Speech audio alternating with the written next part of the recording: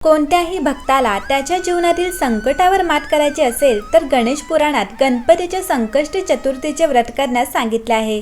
संकष्टीचे व्रत पाळणाऱ्या भाविकांची संकटे दूर होतात असे मानले जाते। गणेशाला विघ्नहर्ता मानलं जातं। गणपती भाविकांची प्रत्येक संकटे, त्रास आणि अडथळे दूर करतो। म्हणूनच प्रत्येक शुभ कार्यात प्रथम गणेशाची पूजा करण्याची परंपरा आहे। कोणत्याही भक्ताला त्याच्या जीवनातील संकटावर मात करायची असेल तर गणेश पुराणात गणपतीचे संकष्टी चतुर्थीचे व्रत करण्यास सांगितले आहे। संकष्टीचे व्रत पाळणाऱ्या भाविकांची संकटे दूर होतात असे मानले जातात। बुधवारी 1 नोव्हेंबरला आलेल्या संकष्टीच्या व्रताबद्दल अधिक जाणून घेऊया। पण त्याआधी चॅनलवर नवीन असाल तर चॅनलला सबस्क्राईब करायला अजिबात विसरू नका आणि आमच्या फेसबुक पेजलाही नक्की फॉलो करा। संकष्टी चतुर्थीचे व्रत दर महिन्याला पाळले जाते। हे व्रत प्रत्येक महिन्याच्या कृष्ण पक्षातील चतुर्थीला केले जाते। गणेश पुराणात ब्रह्मदेवाने या व्रताचे महत्त्व सांगितले आहे। हे व्रत करणाऱ्यांची इच्छापूर्ती होते असे मानले जाते। संकष्टी चतुर्थीच्या व्रतांमध्ये सर्व महिन्यांच्या चतुर्थीचे महत्त्व सारखेच आहे, परंतु त्यांच्या विधींमध्ये फरक आहे। गणेश पुराणानुसार श्रावण महिन्याच्या चतुर्थीच्या वेळी साधकाने मोदक खाऊन उपवास करावा। भाद्रपदाच्या चतुर्थीला दूध प्राशन करावे आणि आश्विन महिन्याच्या चतुर्थीला पूर्ण उपवास म्हणजे निराहार करावा। याशिवाय कार्तिक महिन्यातील चतुर्थीला दूध प्यावे आणि मार्गशीर्षात निराहार राहावा। पौष महिन्यात गोमूत्र, माघ महिन्यात तीळ आणि फाल्गुनामध्ये तूप साखर, चैत्रात पंचगव्य, वैशाखामध्ये शतपत्र, ज्येष्ठात फक्त तूप आणि आषाढ महिन्याच्या चतुर्थीला फक्त मध। सुखाची प्राप्ती आणि दुःखाचा परिहार व्हावा म्हणून प्रत्येक व्यक्ती नेहमी प्रयत्न करते। अविनाशी सुख प्राप्त करून घेण्याचे अनेक मार्ग आहेत, त्यापैकी भक्ती मार्ग हा एक आहे। आजपर्यंत ज्यांनी या मार्गाचे अवलंब केले त्यांना इष्ट सुखाचा लाभ झाला। संकष्टी चतुर्थीच्या दिवशी सकाळी लवकर उठून स्नान करावे।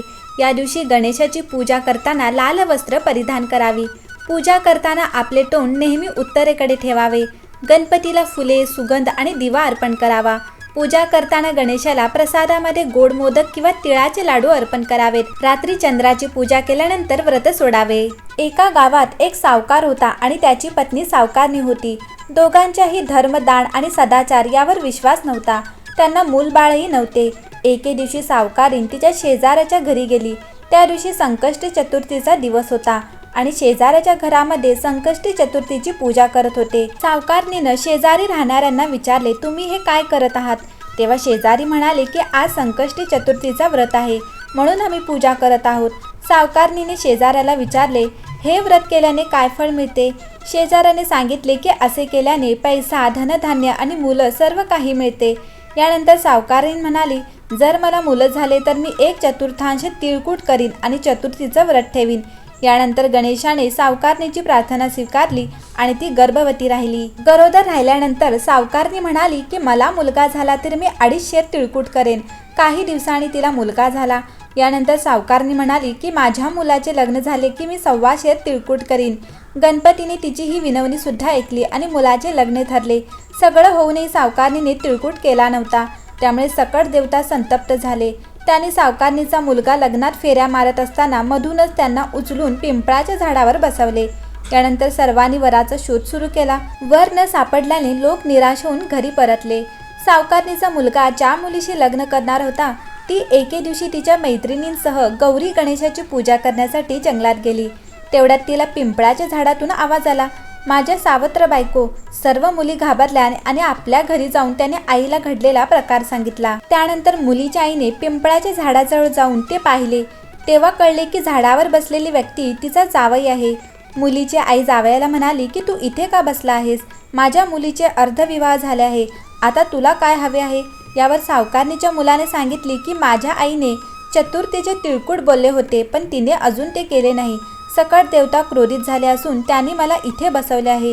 हे ऐकून मुलीची आई सावकारणीच्या घरी गेली आणि तिला विचारले की तू संकष्टी चतुर्थीला काही बोलली होती का? यावर सावकारणी म्हणते, हो, मी तिळकूट म्हणाले होते। त्यानंतर सावकारणी पुन्हा म्हणते की संकष्टी चतुर्थी, महाराज माझा मुलगा घरी आला तर मी 2.5 मणाचे तिळकूट करीन। त्यावर गणपतीने त्यांना पुन्हा संधी दिली आणि मुलाला परत पाठवले। यानंतर सावकारणीच्या मुलाने लग्न थाटामाटात झाले। सावकारणीचा मुलगा आणि सून घरी आले तेव्हा सावकारणीने 2.5 मन तिळकूळ देऊन सांगितले की देवा, तुझ्या कृपेने माझ्या मुलावरील संकट दूर झाले आणि माझा मुलगा आणि सून सुखरूप घरी आले।